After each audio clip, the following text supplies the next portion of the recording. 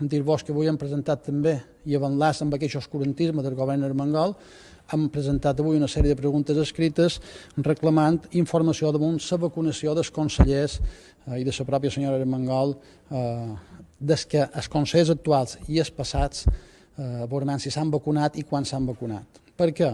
Pues perquè amb aquesta manca de transparència fa més d'un mes i mig, o fa un mes i mig, que vàrem demanar que ens diguessin aquesta informació, encara no ens han dit, i no entenem per què se deixen créixer rumors, ahir ho vàrem dir també en aquell Parlament, se deixen créixer rumors davant coses que potser estan bé. Per tant, és tan senzill com sortir i dir m'he vacunat o no m'he vacunat.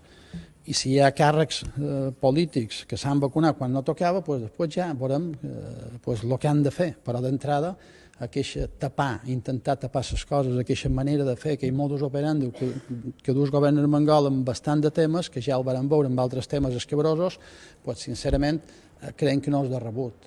I per tant, dir-vos que avui hem presentat aquestes preguntes per insistir una vegada més en que se mos donin les informacions en relació a la possible vacunació dels consellers o exconsellers, si s'han vacunat o no. I si no s'han vacunat, senzillament se diu no s'han vacunat. I si s'han vacunat, se diu mos han vacunat tal dia per aquell motiu. Mos ha sorprès molt el que ahir la presidenta del govern, la senyora Armengol, mos va dir, i és que ara ja sembla que no és necessari que la població estigui vacunada amb un 70% abans de juny, quan duim mesos escoltant en aquell govern i la pròpia senyora Armengol dient que abans del mes de juny estarem vacunats amb un 70%, o havíem d'estar vacunats amb un 70% per tenir una temporada turística més o manco decent.